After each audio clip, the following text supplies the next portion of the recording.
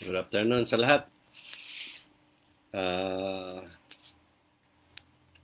kung saan man kayo naroon, good evening and good morning din. Araw ng Biyernes ngayon.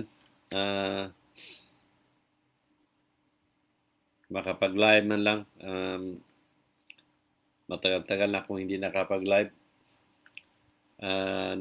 Nabasa ko kasi yung nabasa ko yung mga sagutan nila ni Franklin Abales doon sa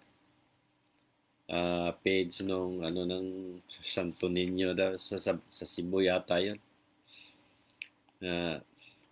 Ayun nga. Ang sinabi na ang paniniwala daw nila irespeto. So, ito nga ang nakakalungkot isipin na yung respeto ba na hindi nila na gagamit sa tama. Ito bang karamihan sa membro na nagkukomento pag meron kayong mga komento doon din sa paniniwala nila, ang lagi sinasabi respeto. Kung baga, kung ano man yung paniniwala nila, respeto. So, nakalungkot talaga isipin ba? Kasi hindi nila ginagamit ang salitang kung anong dapat. Ang respeto kasi, hindi naman yan malayo yan doon sa sinasabi nating katotohanan. Hindi ibig sabihin, kahit mali, huwag natin sabihin kasi irerespeto natin yung paniniwala nila. Kaya nga kinukurek para itama. Hindi ibig sabihin na dahil nirespeto mo ang paniniwala ng isang tao, kahit alam mong mali, ay hayaan mo na lang. So hindi yan hindi siya magkakaroon ng tamang paniniwala o na alinsunod doon sa gusto ng Diyos. Kasama lang yan sa sa kapwa natin na alam natin na gawain niya na mali o kasalanan o hindi maganda, dahil nirespeto mo yung isang tao na yon, wala ka nang sasabihin sa kanya. Kumbaga, hinahayaan nyo na lang na magpatuloy yung gawain ng isang tao na yon na alam mo talaga na kailangang punahin para maituro kung ano yung dapat gawin. So dahil nga nirespeto mo ang ng tao na yon, hindi mo na siya pinuna. So sa ganong way na paniniwala, yun yung wala kang pakialam sa kapwa mo. So pinahintulutan mo yung taong magkasala. Sa halip na mailigtas mo dahil sa i-correct mo yung mali, hindi mo na nailigtas kasi hinahayaan mo na siya. Kumbaga, pinahintulutan mo na ang isang tao na yon ay matuluyang malubog sa kasalanan o kasamaan. Kasi ayaw mo nang punahin, gawa nung inirespeto mo ang taong yun. Yun yung meron tayong tamang pag-iisip at pangunawa, pero hindi natin ginagamit sa tama na makita naman talaga natin na mali kailangan nating i-correct. Katulad nga ng sinasabi ko nga, sa maliit pa ako, paniniwala ko mismo, yung pastor nga mismong nanghihikayat na pupunta sa bahay, maliit pa ako noon, hanggang lumaki, iyon lagi ko ang sinasagot sa kanila na ang Diyos ay hindi dapat pagkakitaan. Kasi alam kong mali, lagay yun na gawain na yun. So hindi ko naman iniisip o akalain na tama yung paniniwala ko na yun. Pero yung respeto ko doon sa mga tao na yun, nandoon sa mga pastor na yun, o pare man, nandoon ang respeto ko. Pero ibang respeto, kasi nirespeto ko bilang isang tao na tulad ko. Pero hindi doon sa gawain nila na yun nga, ginawa nilang hanap buhay ang salita at pangalan ng Diyos. Ang way ng pagparespeto kasi natin sa kapwa natin, yung bang hindi natin sila saktan sa anumang mga salita na masakit o basta hindi siya related sa mga bagay na masama na yun yung respeto o yung may matutunan ang isang tao. Yun yung irespeto mo sila para magkaroon sila ng tamang daan na tinatahak nila o irespeto mo rin sila kung anong meron sila kasi yun lang kaya nila. Pero hindi ibig sabihin na kahit alam nating mali o nakakasama sa kanila, hindi na rin tayo hindi na rin natin gagawin ng isang bagay na i-correct natin sila o turuan ng tama kasi inirespeto natin sila. So yun yung minsan pag hindi ka talaga mag-isip ng tama, maraming taong mapapahamak gawa nung dahil nga doon sa namulatan natin na irespeto natin ng isang bagay na kahit alam natin na mali. Pag mali, i-correct natin para makakatulong tayo. So ito yung karamihan sa mga reliyon, lagi sinasabi yan ng mga membro na irespeto ninyo kung ano yung paniniwala namin. Yun yung mali. Kasi kaya nga ang Diyos gumamit ng mga tao noon pa bago pa siya magbalik, naghukom sa mga buhay at sa patay.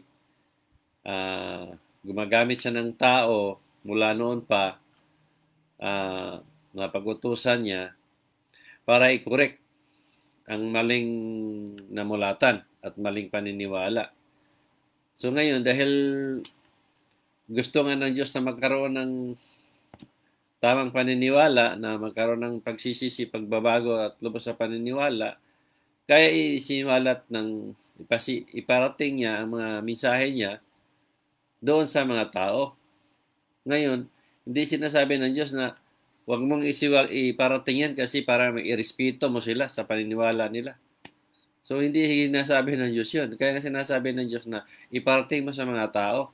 Ibig sabihin, itong tulad ng ginawa ko na sinishare ninyo sa kapwa ninyo, sinishare nyo sa by Facebook o by mouth, hindi ibig sabihin na hindi mo nirespeto ang isang tao sa pamagitan na pag-share mo. Ang pagtungkol sa paniniwala, nandoon yung mga bagay na matutunan nila para ayun nga, magkaroon ng tamang daang tinatahak. Kaya isinishare ng kapwa. Ngayon, hindi naman inaaway o hindi naman nanakit o ano man, yun yung way ng respeto. Pero pag dating sa sharing, hindi natin gagamit ang isang respeto dahil nga meron nga tayong ipinarating na matutunan ng tao tungo sa ikaganda ng buhay o paniniwala para magkaroon ng mabuting daan na tinatahak. Hindi yung dahil nga nirespeto mo isang tao, hindi mo na lang sabihin. So, yun yung mali. Kasi ayun nga, sa halip na makakatulong ka sa kapwa mo, hindi mo na ngayon magawa kasi nandoon yung salitang irespeto mo ang kapwa mo. Na alam mong mali, ihayaan mo na lang dahil sa nirespeto mo. So walang matutunan ng isang tao. So ito nga na nakakalungkot ba? Yung isa pang sinabi niya na sinabi ni Franklin na ang Diyos nga ay pinagkakitaan dahil sa Bible na gawa rin ng tao at nandoon yung nakapataw na 10% doon sa sinasabi nila na galing sa Diyos. Ang sagot pa naman nung nagkomento, in what way na pinagkakitaan ng Diyos? Dito natin din nakikita ba na ang tao talaga ay hindi nag-isip ng tama. Hindi naman talaga sinasabi ng pare at pastor na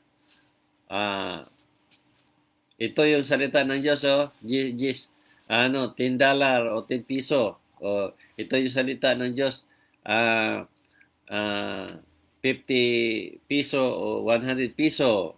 Hindi naman katulad ng galunggong, 100 ng kilo. Hindi naman katulad niyan eh. Ang linaw naman talaga yan eh, na ang Diyos ay pinagkakitaan. Ano ba yung pinapataw nila na 10%? So, sa bawat gawain nila, o sa bawat turo nila, hindi ba yan gusto pa ba natin na isa-isahin?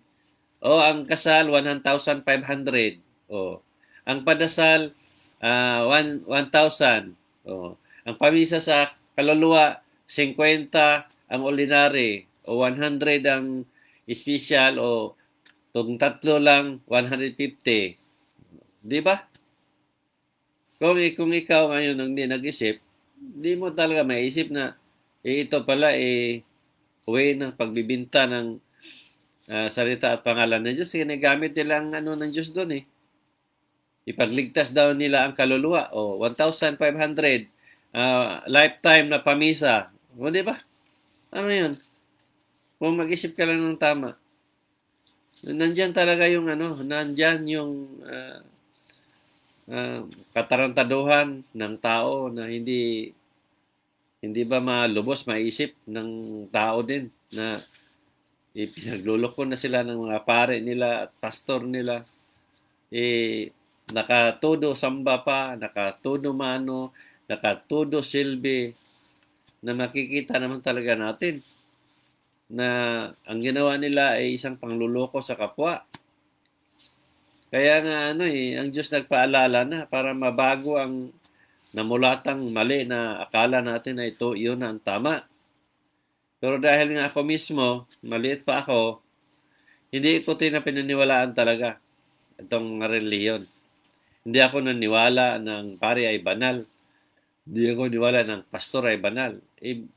Kahit kailan, hindi sila nagiging banal.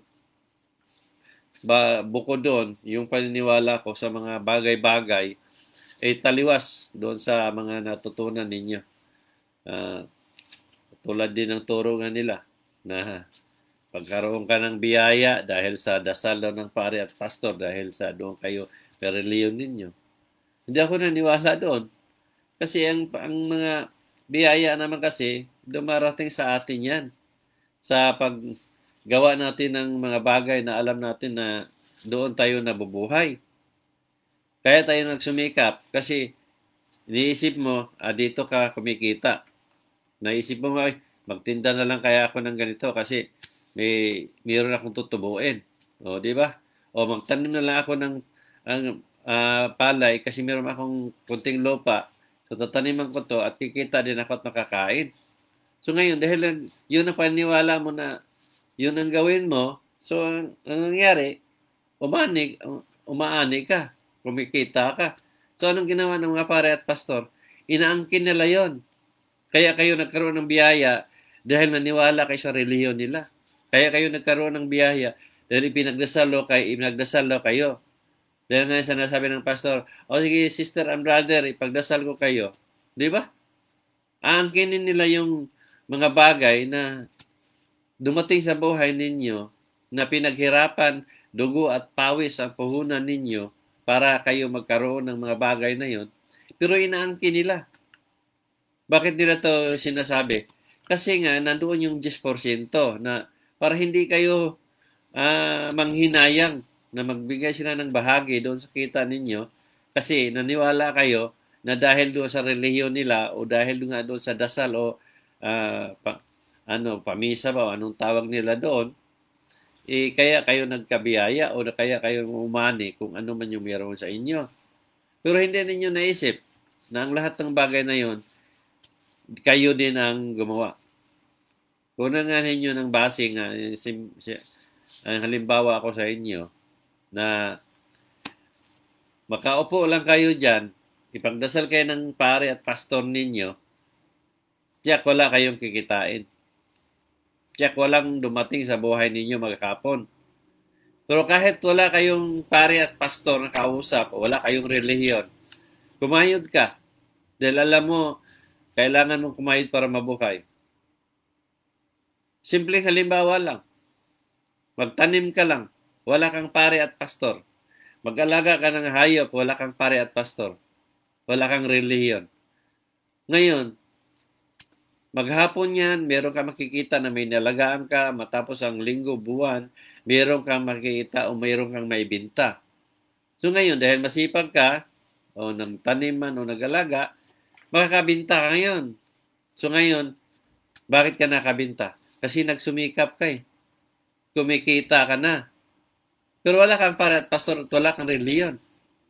Sa panahon na yon. Yun yung isipin nyo mabuti.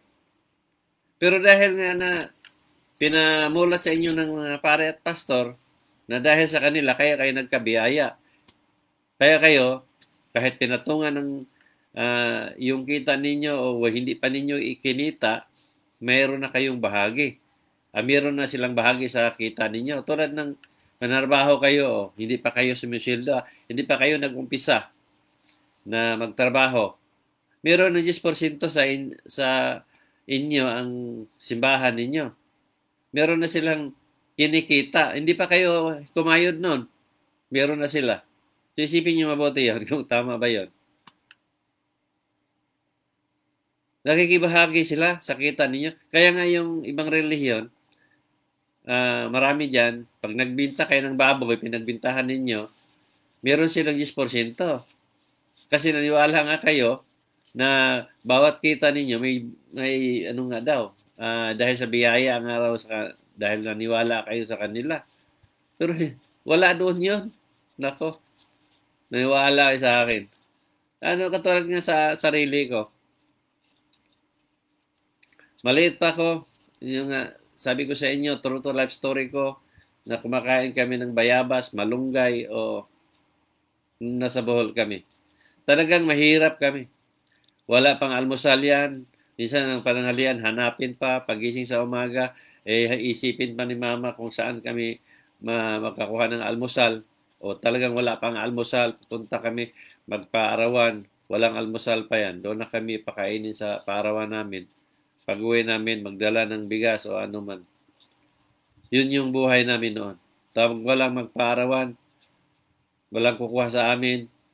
Talagang wala. Malunggay nga lang ang kakainin namin. Minsan, ngat-ngat na lang kami ng hulog na niyog doon sa lolo ko. Ngat-ngatin na lang namin yun. Mayroon lang manguya. Yan, totoo talaga yan. Totoo talaga. Hindi ko kinakahiya kasi yun ang totoo. Talagang mahirap kami kasi kalilipat lang namin. Galing kami na Hingog. Nag-No Man's Land. So, siyempre, wala kaming lupa doon. Wala kaming sakahin. Wala talaga. Totally wala. So, ngayon, ano nangyayari doon? Yun na yun. Naghanap kami ng paraan kung paano kami mabuhay. Yun yung paraan namin na magpaarawan. Tag 2 piso ang isang araw. Maglinis ng mga bukirin ng mga tao doon sa Bohol. Awa ng Diyos naman, meron ng nagpapalinis. Dahil panahon na yon 3 piso pa ang isang salok ng gantang ng bigas. 3 piso pa. So, kaya 2 araw, kasi isang araw, 2 piso pa lang yun. So, ayun yung ano namin, 3 kami, mama ko, ako, kapatid ko, hanggang naging 4 kami. Kawa ng Diyos noon. Dahan-dahan, ano kami, nabubuhay kami ng marangal. Yun nga sabi ko, maraming mga tanim dahil sa paligid. Never kaming kumuha, never kaming mama ko, papa ko, never na magpitas o kumuha dahil sa hindi naman sa amin. Talagang madaling araw pa, 2:00 pa lang, 3:00, nag-ano na kami ng ano, lupa, nagbungkal na para taniman ng kamote dahil merong ano nga, do sa lugar namin noon, merong lupa na wala yung may-ari. So kami ang nagsasaka, 3 bahagi, kumbaga 3 hati, amin 2, kanila 1, malinis amin lahat. Yun. Hanggang na talagang nagsumikap kami, nananim ako, talagang mabunga ako talaga. Mga kung ano man, mga ano ko itanim. Talagang mabunga ako. Nananim ako ng ube, pale, kamuting kahoy, kamuti, mga gulay, sitaw, kalabasa, munggo, mani, o ano-ano man. Talagang ano na, puno ang lupain na yon namin, talagang kung sipag, pagmalaki ko talaga sa sarili ko na talagang mahilig ako mananim. Kahit sa silong namin, pizza yan, mga bulaklak, dyan sa harapan ng silong namin yun. Dami kaming pitsay. Sa school, malaki ang pitsay ko, ang tataba. Kasi nga, masipag ako talaga na tanim. So, dumating talaga sa punto na ang mga tao na talaga ang pumupunta sa amin. Nagbabarter na si mama. Magdala sila ng isda, at bibigyan namin ng mais, magdala sila kung ano-ano na lang, idalhin. Meron pa, mga damit nga, magdala sila ng damit, papalitan namin ng ube, apale, o kamuting kahoy. Ganun ang nun sa, bago ako pa nagpunta sa syudad para maghanap ng workingan at makapag-aral. So, ang edad ko mga nun, sa pa-time na yon, nasa 8, 7, 9 hanggang 13. Kasi 13 ako humiwalay sa mga magulang ko para lang pag-aral ng kolehiyo, high school, hanggang sa kolehiyo. Tapos ko nga pag-aaral ko ng high school at college dahil sa pagsisikap ko na alam ko na doon ako makakatapos. So itong lahat ng mga bagay na ito, ikinikwento ko sa inyo. Ito yung patunay na hindi ahad lang ang kahirapan natin na para makamit natin ang mga minimithi nating mga bagay na alam natin talaga na yun ang kailangan natin. So yung panahon na yun, wala naman akong paring pinaniwalaan eh. Wala akong pastor na pinaniwalaan. Hindi ako nagsiksikan doon sa simbahan, nagdasal o anuman. Basta ang alam ko lang, naniwala ako na nabubuhay tayo dito sa mundo na may Diyos na nakakita sa atin at may Diyos na magbibigay sa atin ng lakas ng loob at lakas ng anuman sa sarili natin. Iiwas tayo sa mga bagay-bagay na nakakasama sa atin dahil alam ko ang Diyos is powerful. At yun nga, nabubuhay tayo dapat na patas, marunong tayo makikitungo sa kapwa tao at sa mga nilikha ng Diyos dito sa paligid. Ito na yung katauhan ko talaga. Ito yung paniniwala ko sa sarili ko. At the same time din, yung mga turo sa simbahan, hindi ko rin pinaniwalaan. Tulad ng Bible, hindi ko naniwala na lahat ay galing sa Diyos dahil maraming ang tao dyan na nagbabago-bago pabor sa reliyon nila.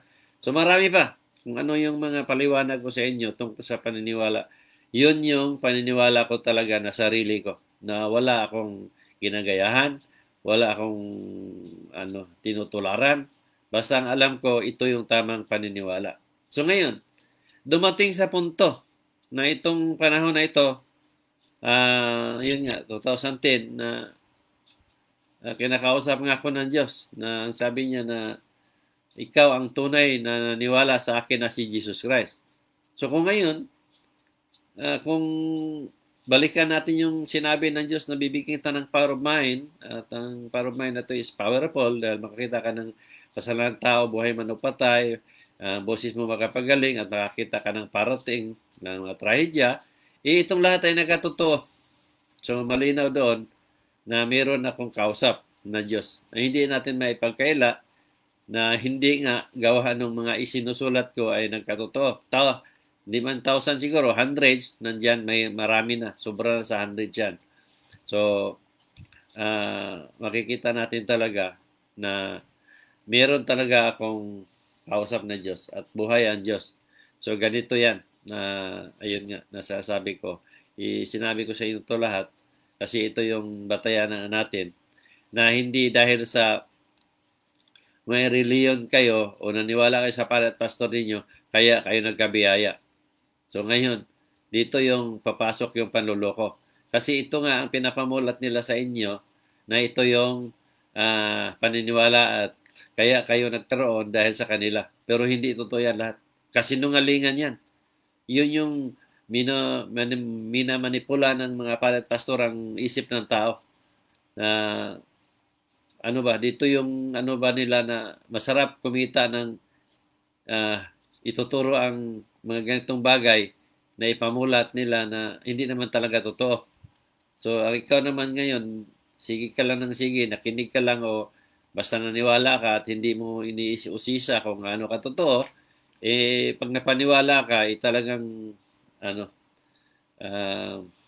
malubog ka na sa kasamaan o ano man yun na parang wala ka ng karapatan na gumagamit sa sarili mong pag-iisip at pangunawa. Hindi mo man lang maiisip na ang lahat ng bagay na yon ay dumating sa buhay mo ay dahil sa pagsisikap at paniniwala mo at hindi dahil sa kapwa mo. Kahit sino, walang kahit isang nilalang na pwedeng magbigay sa iyo ng dasal o anuman para mabago ka o magkabiyaya ka. Nasa bawat sarili natin yan. Kaya nasabi nga, kilos tao para ang Diyos ay nasa iyo. Bibigay ng Diyos sa iyo ang lakas o anuman yung pangailangan mo na magkakaroon ka ng gabay. Ang Diyos niyon ang magbibigay sa iyo. Ipaisip ng Diyos sa iyo kung ano yung dapat gawin na yun ang nakakabuti sa iyo. Pero hindi dahil sa iyo, kapwa mo. So, ayun.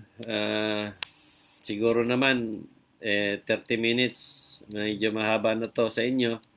At kahit paano, naipaalala ko sa inyo ang mali at ang tama at mali. Kasi, yun naman talaga ang naisip ninyo talaga. Kaya kayo nagkaroon ng biyaya. Yung nga, sabi natin, itong mga OFW, kayo mga OFW, bigyan ko kayo ng halimbawa, nung nasa Pilipinas kayo, siyempre, nangarap din kayo na maiba naman ang buhay. Siyempre, mahirap sa Pilipinas, mabubuhay man tayo pero kayo talaga kalabaw. So, yun naisip ninyo natin na may iba naman ang pera pag ibiuwi natin, mas malaki ang kaibahan. So, kahit paano, makain ninyo ang gusto ninyo at makain ng pamilya ninyo. Kaya kayo nagsumikap na mga yun nga, abroad o ano man, mga ibang bansa. So ngayon, dahil wala nga kayong pera, so ang ginawa ninyo, magpa 5-6, marami dyan. Magbenta ng mga ari-arian, magsanla ng ari-arian, o ano man ang naisip ninyo, na alam ninyo na yun ang paraan para magawa ninyo ang gusto ninyo. So, placement pay o ano man yun, kung ano man yun dapat, kung walang placement pay, ano man, basta lahat ng bagay, kayo ang gumagawa ng paraan para kayo makaalis. So, yun nga, sa ginawa ninyo, nagtagumpay ang ano ninyo. Napunta kayo sa bansa na gusto ninyo.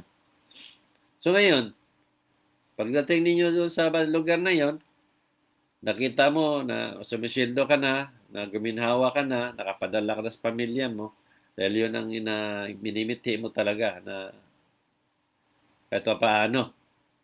Pero nandoon sa isipan mo yon, na kaya ka naging ganon, dahil binigyan ka ng biyaya ng Diyos dahil naniwala ka sa reliyon mo o sa pare at pastor mo. Kaya nagbibigay ka ng 10%.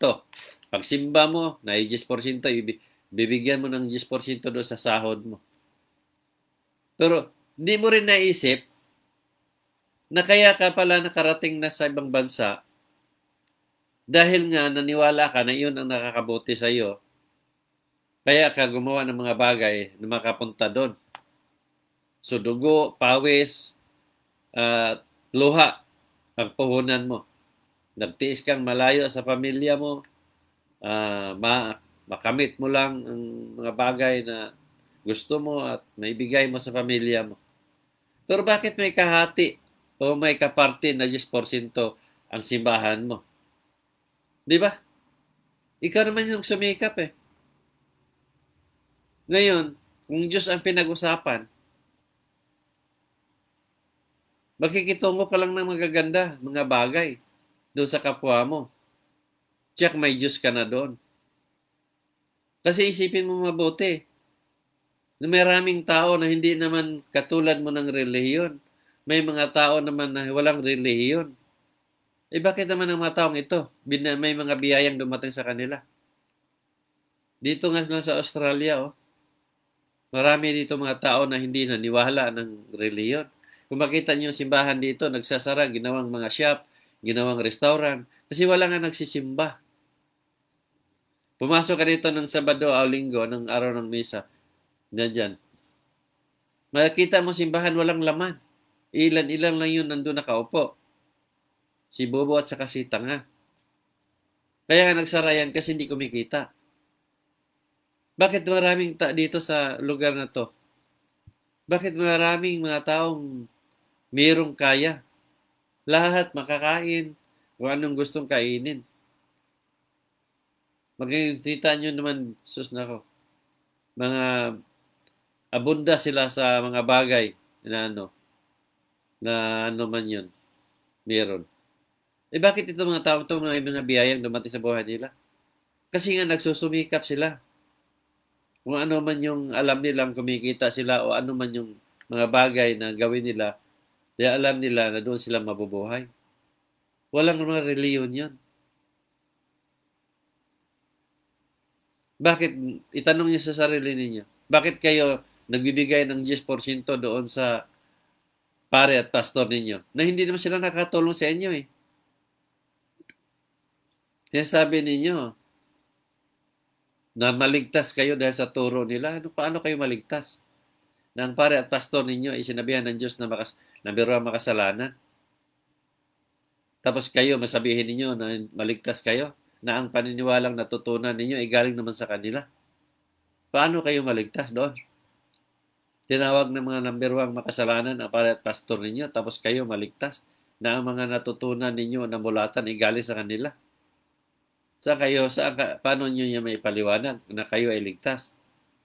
Na ang kaligtasan naman talaga natin, nandito sa mga bagay kung anong gawain natin sa bawat araw, kung paano ka nabubuhay.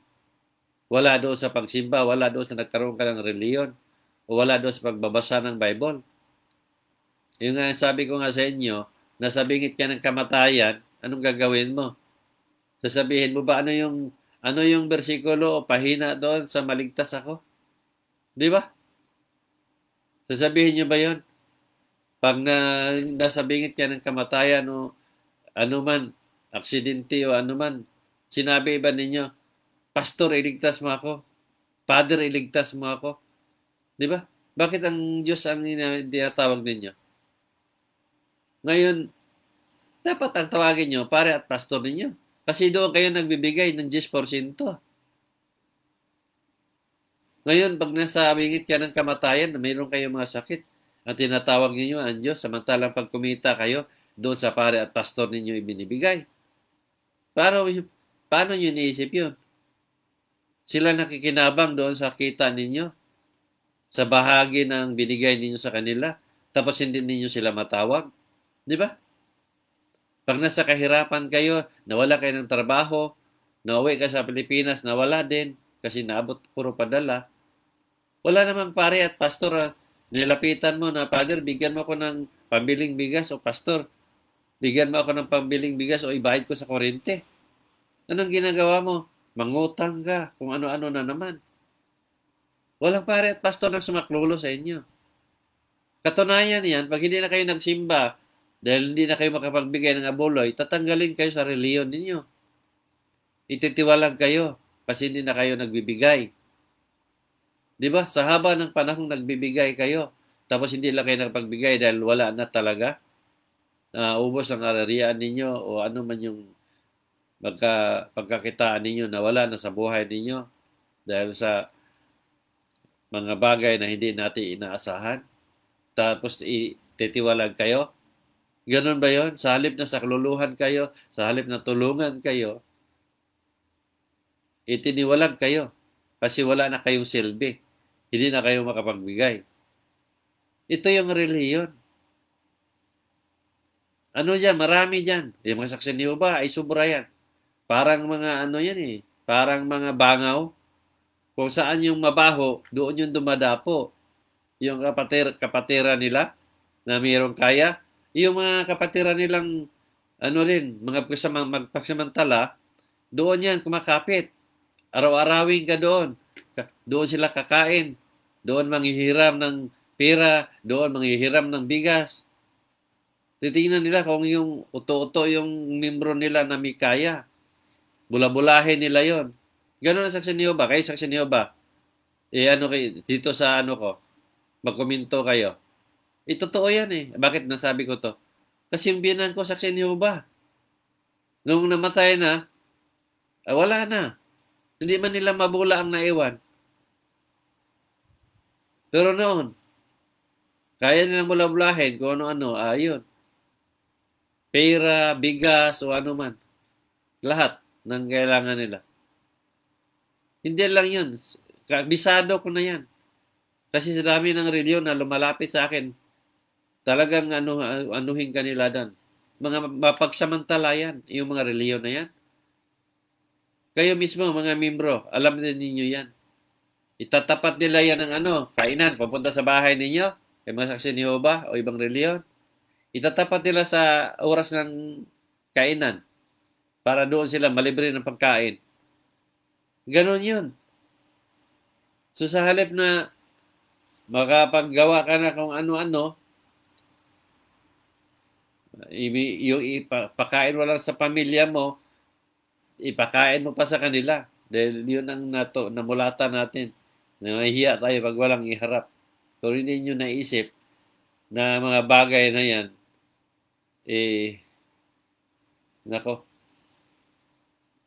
pagsamantala yan sa kapwa. Ganun ang relihiyon. Kapalan ng mukha yan. Kabisado ko na yung mga yan. Bula-bulahin lang nila ang kapatiran nila para lang mapagsamantala sila. Kabisado ko na talaga yan. Kayo, may mga pastor, mga pare, ang gagawin yan, mag-uutos na sa yan, sa mga katikista, na mangulikta ng pera doon sa membro, dahil doon siya mananghalian. Bibili ng masarap na pagkain. Ito naman mga membro, mga tanga, nagbibigay din kahit papaano. Kasi si Father nga doon mananghalian. Tapos samantalang sila, walang ulam. Yung pare, bibilhan nilang masasarap. Samantalang, ang dami nilang pera sa simbahan, binapala na nga ang pera niyan eh. Tapos ngayon, doon sa walang-wala, magpapangulikta ng pera para lang ano. Di ba yan kakapal ang mukha ng pare na yan? Mga pastor ninyo. Yung mga reliyon ninyo, yung tingnan niyo mga kayo membro, di ba?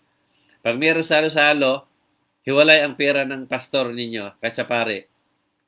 Tapos ngayon, itong mga ultimo, doon sa isang tabi, ang pare ninyo, ang ganda ng lamisa, ang ganda ng handa, o pastor man, ganda ng lamisa doon, yung mga badi-badi ng pastor nandoon, ang sarap na mapagkain.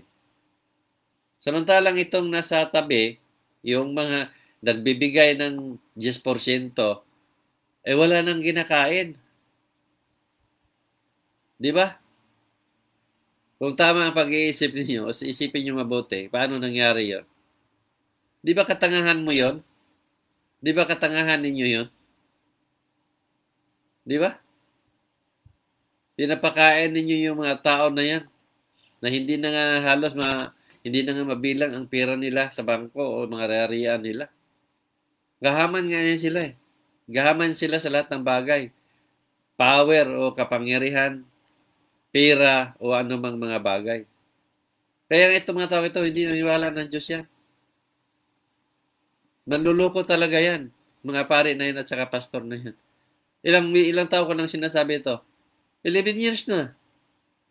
Pero walang pare at pastor na dumapit sa akin at kumasa. Kasi totoo talaga yan. Alam naman nila yun eh.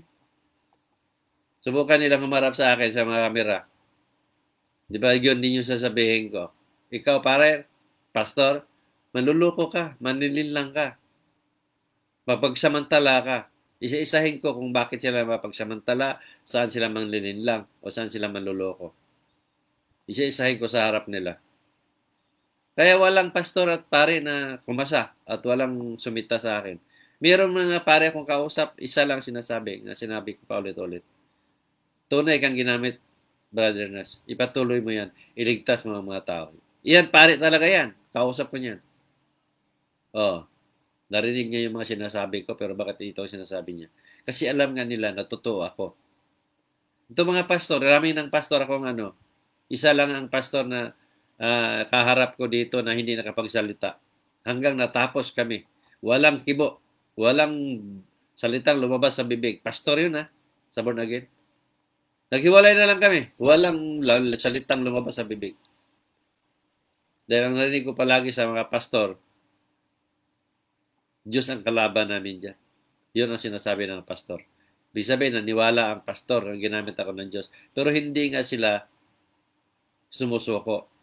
Dahil pira-pira ang pinag-usapan. Patunay na hindi sila niwala ng Diyos. Kasi hindi na pwedeng talikuran ang mga maling turo dahil nga dahil sa pera. Kaya kayo naman mga membro, iwan ko sa inyo kung paano na ginamit ang utak at isip ninyo at pangunawa na hindi ninyo talaga malubos. Hindi nyo pwedeng bawiin kung ano man yung namulatan ninyong mali. Alam ninyong mali, sabihin pa rin ninyong mali, tama. Alam ninyong dapat i-correct, sasabihin pa rin ninyong irespeto. Kaya nga ikinurik Kaya nga nagbigay ang Diyos ng mensahe para magkaroon ng pagbabago. Tapos sasabihin nyo irespeto. Kung hindi ba kayo sabi ko na lang, mapailing na lang ako at hahay. Sa huli, kayo rin ang magdusa. Ang mahalaga sa akin, nagsumikap ako magpaliwanag para maunawaan ninyo lahat. Kayo din ang makikinabang kung mapaniwalaan ninyo. Dahil ako, wala akong kadududa. Ligtas na talaga ako. Dahil itong nangyari sa buhay ko na basta pag natulog ako, ang espiritu ko lumalabas talaga to. Hindi lahat ng nakikita ko na pinopost ko. Dahil yung iba dyan, paulit-ulit na nakikita ko. Marami dyan na naipost ko na rin. Yun nga. Wala pang taong iwan ko kung mayroon kayong narinig na tao na pag nakatulog, lumalabas ang espiritu. Ito, hindi na to panaginip. Kasi nandoon naman sa mensahe ng Diyos yan na mas lalong powerful ang power of mind mo pag naging espiritu ka. So, ibig sabihin ng Diyos doon, ang espiritu ko, lumalabas palagi pag natulog ako. Dahil ito yung pinagkaloob ng Diyos sa akin na lumalabas ang espiritu ko palagi. Gawa nung, yung nasabi ko na parang second life ko na ito, na ipinagkaloob lang ng Diyos na ipabalik ako. Kasi ang sabi niya, bumalik ka sa lupa at iligtas mo ang mga tao. Kaya ito yung sabi kong second life na ano nga, yung physical ko, natural, kita ninyo, ganito physical ko. Pero yung pinagkaloob ng Diyos na labas-pasok ang espiritu sa katawan ko, iyan, saksi ng asawa at anak ko, na yun nga, pag natulog ako, hindi ako mahinga. Pinagmasdan nila ako. Kaya nga, hiwalay ako ng matulog sa kanila, sa asawa ko. Kasi ayaw kong magalaw. Kasi pag nagalaw ako, kasagsagan ng mga mensahe, mapuputol yon. Kaya, yung asawa ko, alam na yan niya, na kailangan ko talagang makatulog ng pagsinsan. Naanto ako. Parang nagko-computer ako, bigla akong mapil ng antok. May ginamot ako. Pil ako ng antok yan, nihiga ako, bang! Nandoon na, mensahe na agad. So, magising ako mga 13 minutes, kumpleto na yon. So, yun yung tatawag na ako sa mga ginamot ko o man, may mensahe man, yun na yun, magsusulat ako. Kaya marami akong posting, pansin ninyo, isa-isang araw, minsan 4 o 3 maposting. Kasi pag once nagising ako, ipopost ko yan. Pag nantok naman ako, matulog naman ako ulit, mayroon namang mensahe. Yung tuwing natutulog ako, meron talaga yan. Pero hindi lahat ng pinopost ko. Depende sa nakikita ko. So, ganun. So, wala pa kayong taong makitang ganito. Pero, kung isipin nga natin, sa ginawa ko na ito, ay, kung kayo lang, kung ordinaryong tao lang, na magsasabi ng mga salitang binitawan ko palaban sa pare at pastor ninyo, ay matagal lang nanahimik. Dahil sigurado papatayin talaga kayo. Ganun din sa akin. Pero dahil nga ang sabi ng Diyos, na huwag kang matakot na magparang sa mga mensahe ko, dahil kasama ko sa lahat ng panahon. Sa gagawin mong ito, maraming tao ang mahangad sa buhay mo, papatayin ka nila. Pero huwag kang mag-alala. Power ng Diyos ang kalaban nila. Kasama mo ako palagi sa lahat ng panahon. Kaya ito, nanatili ako sa loob ng 11 years na ganito. Hindi ako nagtatago, walang bodyguard, nasa Pilipinas ako palagi, nagkukursada sa isang taon, sa isang kasadahan ng kursada na 3 o 2 kursada, walang bodyguard, wala lahat. Ina-announce pa yun sa mga radio station na nandoon ako sa lugar na yun, pero walang isang pare o pastor na talagang nakagawa. Alam ko na nandoon yun, may mga dala. Pero yun nga, ang alam ko talagang pag power ng Diyos ang kumilos. Talagang yun nga sabi nga niya, sa taong tulay na niwala sa akin tulad mo, ako ang nagpaplano sa buhay nila. Yun nga, kailangan ng paniniwala talaga na paniniwala, hindi lang tulad sa inyo na basta naniwala lang. Ako iba. Dahil paniniwala ko talaga, buhay man ang kapalit ko, ibubuhis ko, may pagtanggol ko lang ang Diyos na pinagkakitaan ng mga taong ito. Kaya wala akong alinlangan.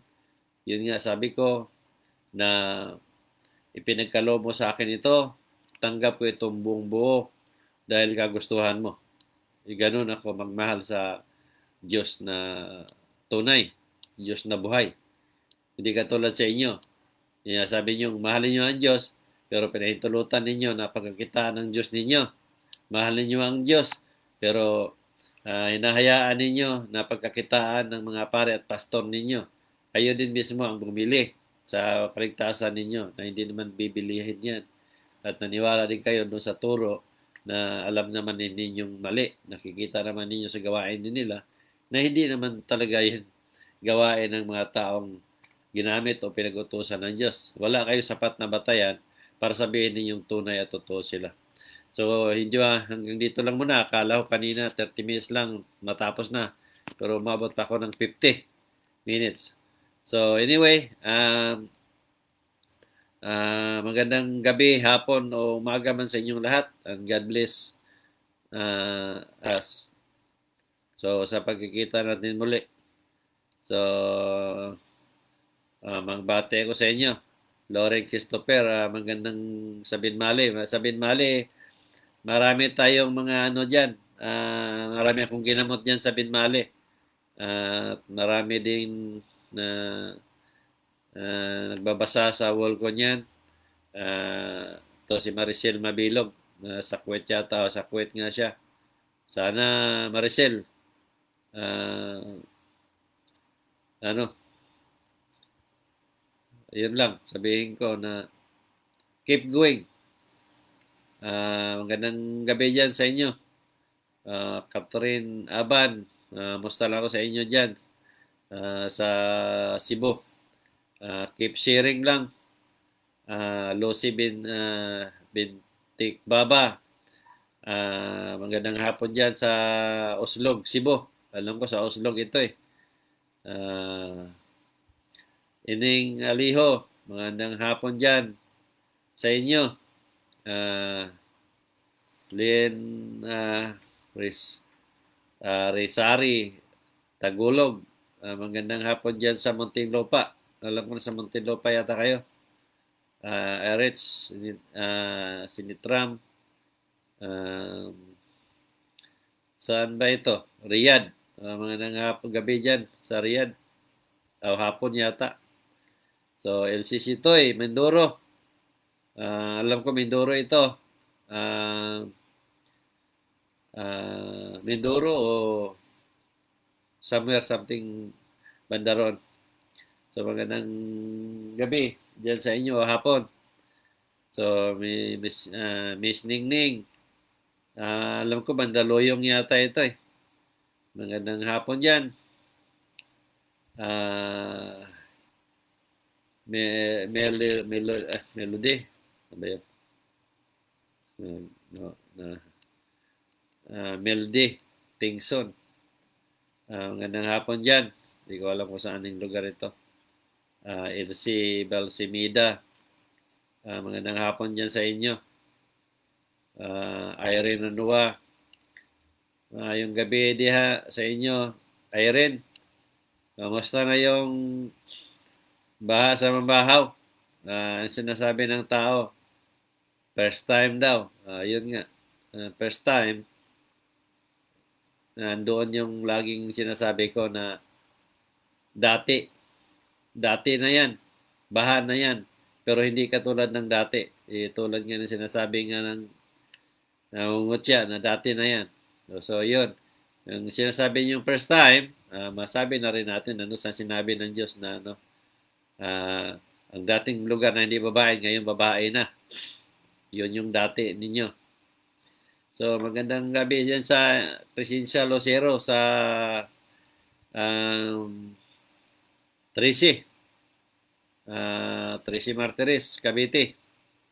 Mary Grace, Baji Amor, good afternoon dyan sa inyo.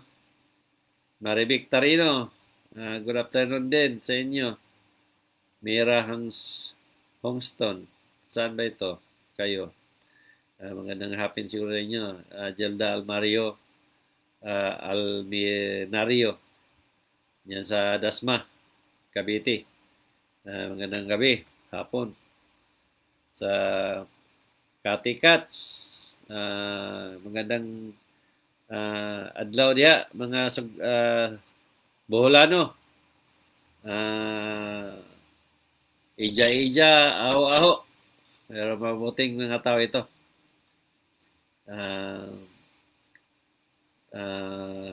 Magandang hapon sa inyo. Roel Caldero. Sisya na kayo. Gutom na siguro ako. Caldio. Sobacos. Magandang hapon din sa Valencia. Bukidnon. Maraming salamat po, Nars. Ito, Japanese character. O Taiwan ba ito? Magandang hapon dyan sa iyo. Kay Kapin sa Cebu. Magandang hapon sa mga taga-Sugbuhanon. Maricel Mabilog. Joselia, ni Sario Ogbanin. Ato, Cebu siguro to. Cebu, may katunog na to pangalan na to, yung sa Pangasinan. Jerry Gapol, mayang gabi dyan sa iyo. Jerry, kumusta na yung ano?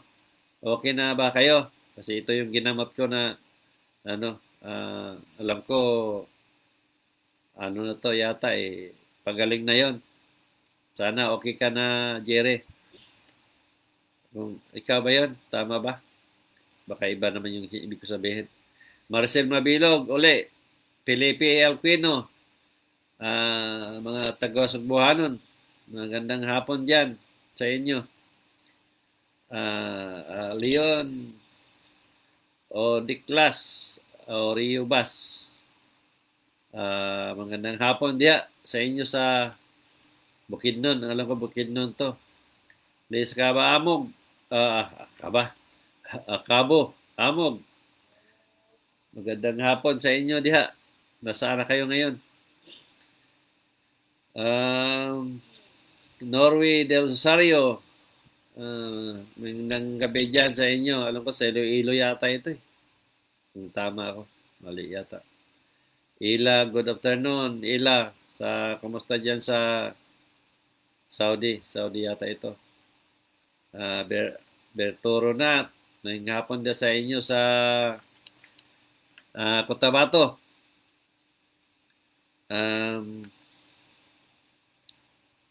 Laijid Sambo.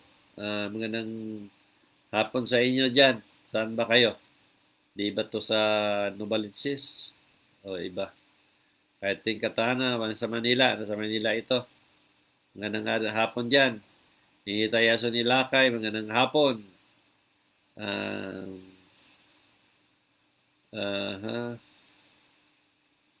Elsie Balsemida.